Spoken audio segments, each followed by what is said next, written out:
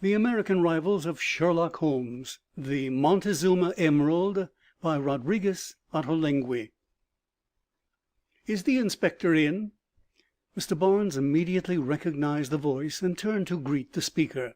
The man was Leroy Mitchell's English valet. Contrary to all precedent and tradition, he did not speak in Cockney dialect, not even stumbling over the proper distribution of the letter H throughout his vocabulary. That he was English, however, was apparent to the ear, because of a certain rather attractive accent, peculiar to his native island, and to the eye, because of a deferential politeness of manner, too seldom observed in American servants. He also always called Mr. Barnes Inspector, oblivious of the fact that he was not a member of the regular police, and mindful only of the English application of the word to detectives. "Step right in, Williams," said Mr. Barnes. "What is the trouble?" "I don't rightly know, Inspector," said Williams. "Won't you let me speak to you alone? It's about the master." "Certainly. Come into my private room."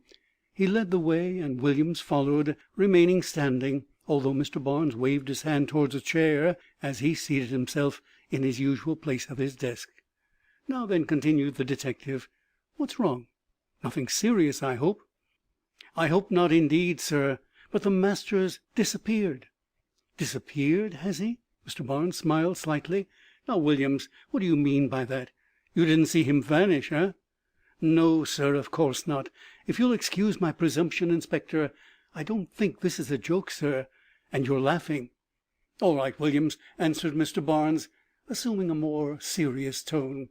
"I will give your tale my sober consideration. Proceed."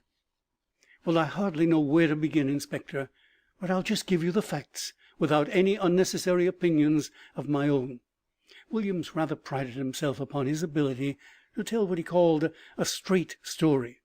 He placed his hat on a chair, and standing behind it, with one foot resting on a rung, checked off the points of his narrative as he made them, by tapping the palm of one hand with the index finger of the other. "To begin, then," said he, "Mrs. Mitchell and Miss Rose sailed for England Wednesday morning of last week.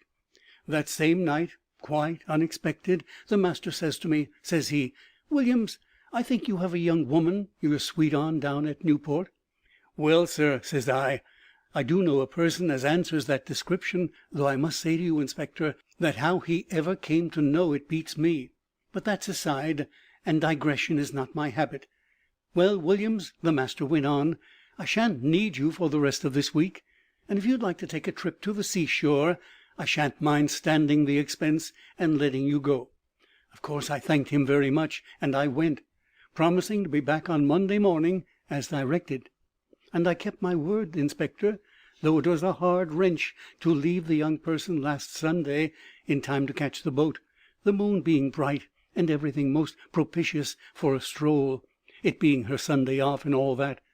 But, as I said, I kept my word, and was up to the house Monday morning only a little after 7, the boat having got in at 6. I was a little surprised to find that the master was not at home, but then it struck me as how he must have gone out of town over Sunday, and I looked for him to be in for dinner. But he did not come to dinner, nor at all that night. Still, I did not worry about it. It was the master's privilege to stay away as long as he liked. Only I could not help thinking I might just as well have had that stroll in the moonlight Sunday night.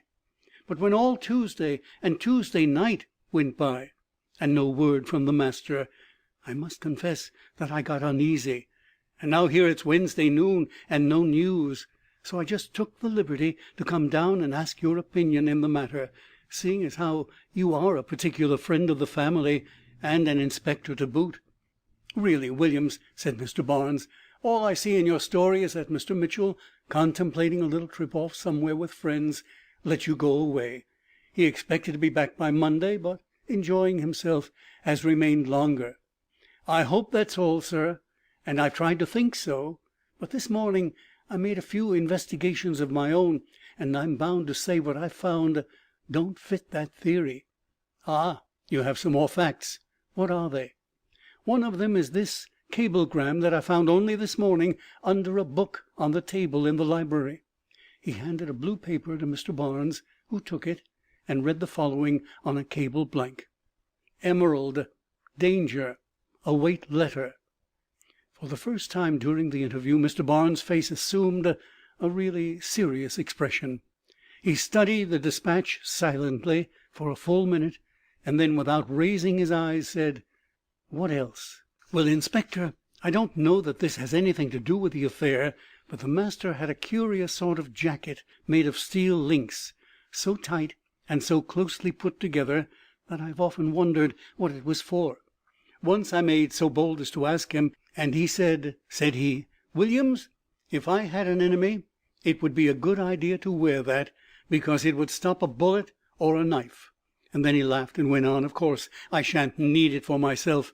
I bought it when I was abroad once, merely as a curiosity.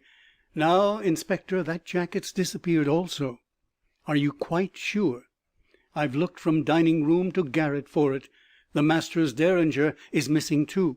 It's a mighty small affair, could be held in the hand without being noticed, but it carries a nasty looking ball.' "'Very well, Williams, there may be something in your story. I'll look into the matter at once. Meanwhile, go home and stay there, so that I may find you if I want you.' "'Yes, sir. I thank you for taking it up. It takes a load off my mind to know you're in charge, Inspector.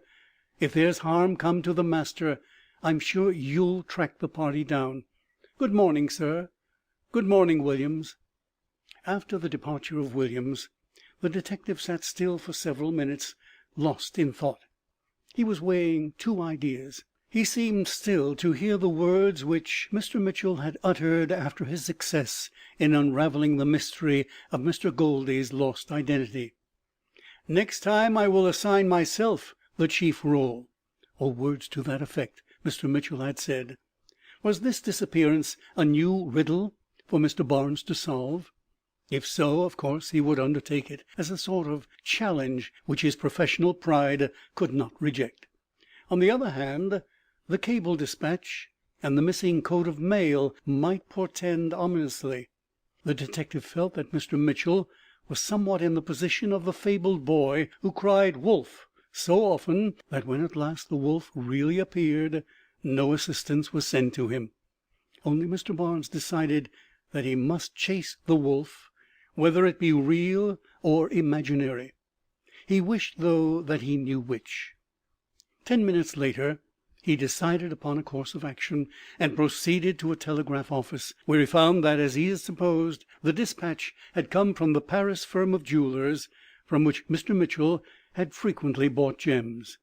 He sent a lengthy message to them, asking for an immediate reply. While waiting for the answer, the detective was not inactive. He went direct to Mr. Mitchell's house, and once more questioned the valet, from whom he obtained an accurate description of the clothes which his master must have worn, only one suit being absent. This fact alone seemed significantly against the theory of a visit to friends out of town. Next, Mr. Barnes interviewed the neighbors, none of whom remembered to have seen Mr. Mitchell during the week. At the 6th house below, however, he learned something definite. Here he found Mr. Mordaunt, a personal acquaintance and member of one of Mr. Mitchell's clubs. This gentleman stated that he had dined at the club with Mr. Mitchell on the previous Thursday, and had accompanied him home in the neighborhood of 11 o'clock, parting with him at the door of his own residence. Since then he had neither seen nor heard from him. This proved that Mr. Mitchell was at home one day after Williams went to Newport. Leaving the house, Mr. Barnes called at the nearest telegraph office and asked whether a messenger summons had reached them during the week from Mr. Mitchell's house. The record slip showed that the last call had been received at 12:30 a.m. on Friday. A cab had been demanded and was sent, reaching the house at 1 o'clock.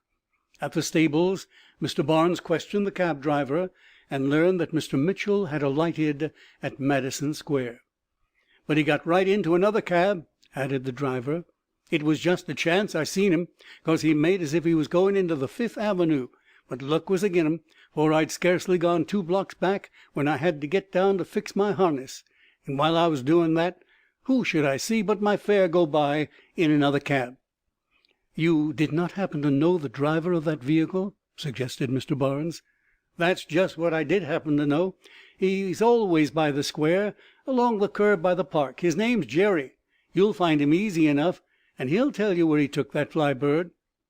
Mr. Barnes went downtown again, and did find Jerry, who remembered driving a man at that stated time as far as the Imperial Hotel, but beyond that the detective learned nothing, for at the hotel no one knew Mr. Mitchell, and none recollected his arrival early Friday morning. From the fact that Mr. Mitchell had changed cabs and doubled on his track, Mr. Barnes concluded that he was after all merely hiding away for the pleasure of baffling him, and he felt much relieved to divest the case of its alarming aspect. However, he was not long permitted to hold this opinion. At the telegraph office he found a cable dispatch awaiting him, which read as follows: "Montezuma emerald forwarded Mitchell the 10th. Previous owner murdered. London 11th. Mexican suspected. Warned Mitchell." This assuredly looked very serious. Casting aside all thought of a practical joke, Mr. Barnes now threw himself heart and soul into the task of finding Mitchell, dead or alive. From the telegraph office he hastened to the custom house, where he learned that an emerald, the invoiced value of which was no less than $20,000, had been delivered to Mr. Mitchell in person upon payment of the custom duties at noon of the previous Thursday. Mr. Barnes, with this knowledge, thought he knew why Mr. Mitchell had been careful to have a friend accompany him to his home on that night. But why had he gone out again? Perhaps he felt safer at a hotel than at home, and having reached the Imperial, taking 2 cabs to mystify the villain who might be tracking him, he might have registered under an alias. What a fool he had been not to examine the registry, as he could certainly recognize Mr. Mitchell's handwriting, though the name signed would of course be a false one. Back, therefore, he hastened to the Imperial, where, however, his search for familiar chirography was fruitless. Then an idea occurred to him. Mr. Mitchell was so shrewd that it would not be unlikely that, meditating a disappearance to baffle the men on his track, he had registered at the hotel several days prior to his permanently stopping there. Turning the page over, Mr. Barnes still failed to find what he sought, but a curious name caught his eye: Miguel Palma, City of Mexico. Could this be the London murderer? Was this the suspected Mexican? Well, if so, here was a bold and therefore dangerous criminal, who openly put up at one of the most prominent hostelries. Mr. Barnes was turning this over in his mind, when a diminutive newsboy rushed into the corridor, shouting, "Extra, son! Extra, son! All about the horrible murder! Extra!" Mr. Barnes purchased a paper and was stupefied at the headlines: "Robert Leroy Mitchell drowned. His body found floating in the East River. A dagger in his back. Indicates murder." Mr. Barnes rushed out of the hotel, and quickly finding a cab, instructed the man to drive rapidly to the morgue. On the way he read the details of the crime as recounted in the newspaper. From this he gathered that the body had been discovered early in the morning by 2 boatmen, who towed it to shore and handed it over to the police. An examination at the morgue had established the identity by letters found on the corpse, and the initials marked on the clothing. Mr. Barnes was sad at heart, and inwardly fretted because his friend had not asked his aid when in danger. Jumping from the cab, almost before it had fully stopped in front of the morgue, he stumbled and nearly fell over a decrepit-looking beggar, upon whose breast was a printed card soliciting alms for the blind. Mr. Barnes dropped a coin, a silver quarter, into his outstretched palm, and hurried into the building. As he did so, he was jostled by a tall man who was coming out, and who seemed to have lost his temper. As he muttered an imprecation under his breath in Spanish, as the detective's keen ear noted the foreign tongue, an idea occurred to him which made him turn and follow the stranger. When he reached the street again, he received a double surprise. The stranger had already signaled the cab which Mr. Barnes had just left, and was entering it, so that he had only a moment in which to observe him. Then the door was slammed, and the driver whipped up his horses and drove rapidly away. At the same moment the blind beggar jumped up and ran in the direction taken by the cab. Mr. Barnes watched them both till both cab and beggar disappeared around the next corner, and then he went into the building again, deeply thinking over the episode. He found the morgue keeper and was taken to the corpse. He recognized the clothing at once, both from the description given by Williams and because he now remembered to have seen Mr. Mitchell so dressed. It was evident that the body had been in the water for several days, and the marks of violence plainly pointed to murder. Still sticking in the back was a curious dagger of foreign make, the handle projecting between the shoulders. The blow must have been a powerful stroke, for the blade was so tightly wedged in the bones of the spine that it resisted ordinary efforts to withdraw it. Moreover, the condition of the head showed that a crime had been committed, for the skull and face had been beaten into a pulpy mass with some heavy instrument. Mr. Barnes turned away from the sickening sight to examine the letters found upon the corpse. One of these bore the Paris postmark, and he was allowed to read it. It was from the jeweler's, and was the letter alluded to in the warning cable. Its contents were: Dear Sir, as we have previously advised you, the Montezuma emerald was shipped to you on the 10th instant. On the following day, the man from whom we had bought it was found dead in Dover Street, London, killed by a dagger thrust between the shoulders. The meagre accounts telegraphed to the paper here state that there is no clue to the assassin. We were struck by the name, and remembered that the deceased had urged us to buy the emerald, because, as he declared, he feared that a man had followed him from Mexico, intending to murder him to get possession of it. Within an hour of reading the newspaper story, a gentlemanly-looking man, giving the name of Miguel Palma, entered our store and asked if we had purchased the Montezuma emerald. We replied negatively, and he smiled and left. We notified the police, but they have not yet been able to find this man. We deemed it our duty to warn you, and did so by cable. The signature was that of the firm from which Mr. Barnes had received the cable in the morning. The plot seemed plain enough now.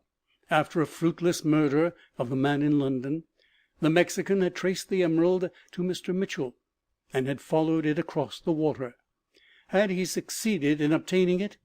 Among the things found on the corpse was an empty jewel case bearing the name of the Paris firm. It seemed from this that the gem had been stolen. But if so, this man Miguel Palma must be made to explain his knowledge of the affair. Once more visiting the Imperial, Mr. Barnes made inquiry, and was told that Mr. Palmer had left the hotel on the night of the previous Thursday, which was just a few hours before Mr. Mitchell had undoubtedly reached there alive. Could it be that the man at the morgue had been he? If so, why was he visiting that place to view the body of his victim? This was a problem over which Mr. Barnes puzzled, as he was driven up to the residence of Mr. Mitchell.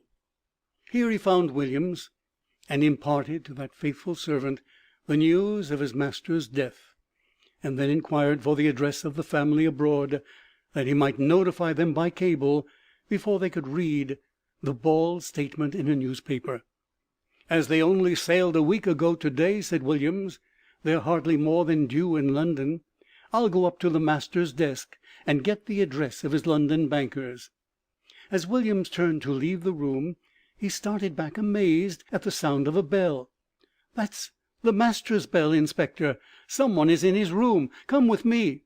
The two men bounded upstairs, 2 steps at a time, and Williams threw open the door of Mr. Mitchell's boudoir, and then fell back against Mr. Barnes, crying, "The master himself!" Mr. Barnes looked over the man's shoulder, and could scarcely believe his eyes when he observed Mr. Mitchell, alive and well, brushing his hair before a mirror. "I've rung for you twice, Williams," said Mr. Mitchell, And then, seeing Mr. Barnes, he added, "Ah, Mr. Barnes, you are very welcome. Come in. Why, what is the matter, man? You're as white as though you had seen a ghost." "Thank God, you're safe!" fervently ejaculated the detective, going forward and grasping Mr. Mitchell's hand. "Here, read this, and you will understand." He drew out the afternoon paper and handed it to him. "Oh, that," said Mr. Mitchell carelessly. "I've read that. Merely a sensational lie, worked off upon a guileless public. Not a word of truth in it, I assure you." "Of course not, since you're alive. But there is a mystery about this which is yet to be explained." "What? A mystery? And the great Mr. Barnes has not solved it? I am surprised. I am indeed. But then, you know, I told you after Goldie made a fizzle of our little joke, that if I should choose to play the principal part, you would not catch me. You see, I have beaten you this time. Confess, you thought that was my corpse which you gazed upon at the morgue." "Well," said Mr. Barnes reluctantly, "the identification certainly seemed complete, in spite of the condition of the face, which made recognition impossible. Yes, I flatter myself the whole affair was artistic." "Do you mean that this whole thing is nothing but a joke? That you went so far as to invent cables and letters from Paris just for the trifling amusement of making a fool of me?" Mr. Barnes was evidently slightly angry, and Mr. Mitchell, noting this fact, hastened to mollify him.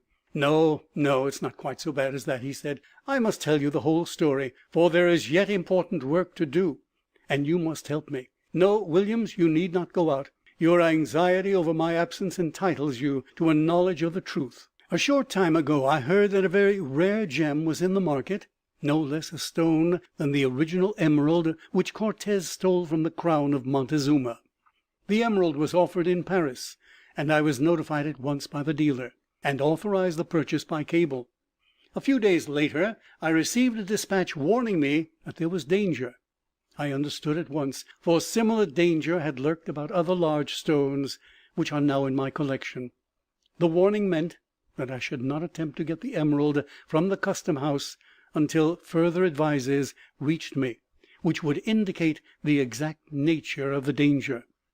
Later I received the letter which was found on the body, now at the morgue, and which I suppose you have read." Mr. Barnes nodded assent. "I readily located the man Palmer at the Imperial, and from his openly using his name I knew that I had a dangerous adversary.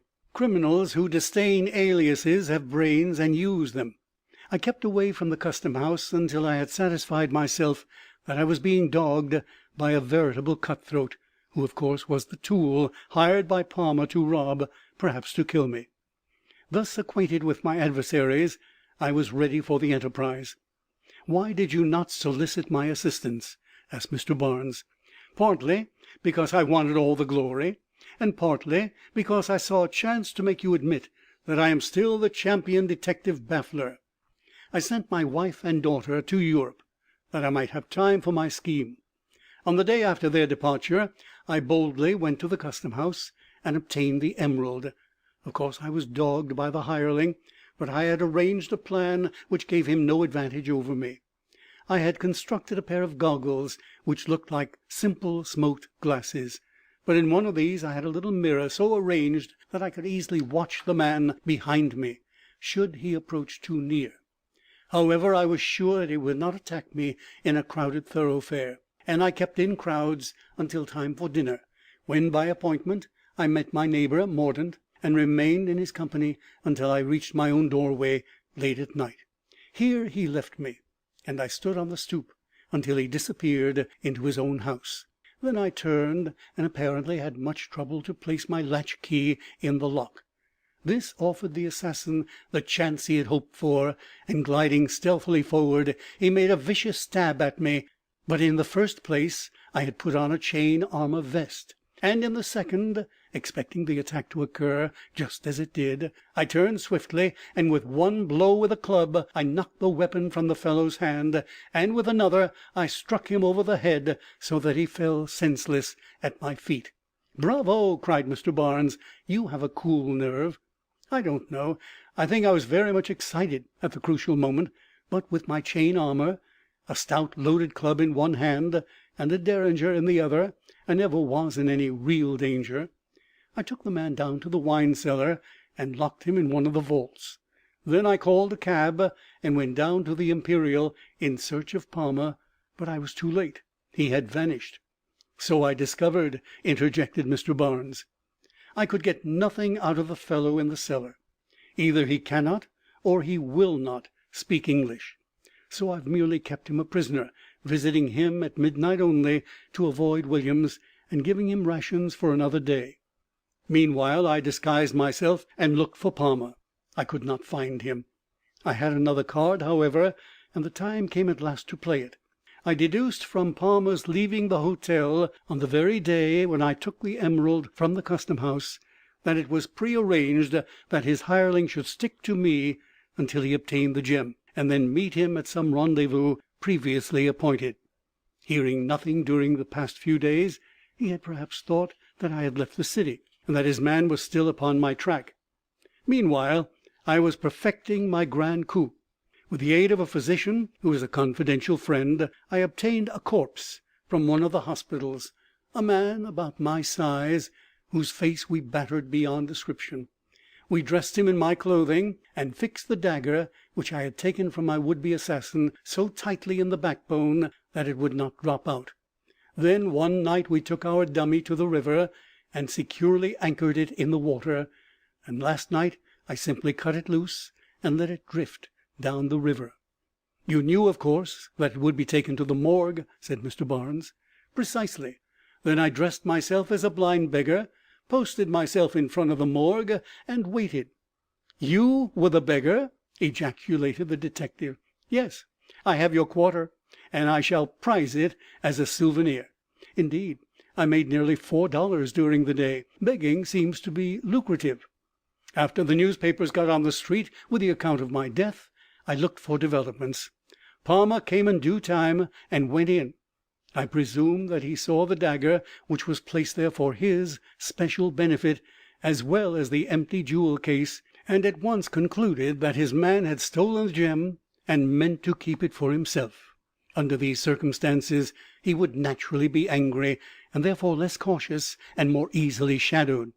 Before he came out, you turned up and stupidly brought a cab, which allowed my man to get a start on me. However, I'm a good runner, and as he only rode as far as 3rd Avenue and then took the elevated railroad, I easily followed him to his lair. Now I will explain to you what I wish you to do, if I may count on you." "Assuredly." "You must go into the street, and when I release the man in the cellar, you must track him. I will go to the other place, and we will see what happens when the men meet. We will both be there to see the fun."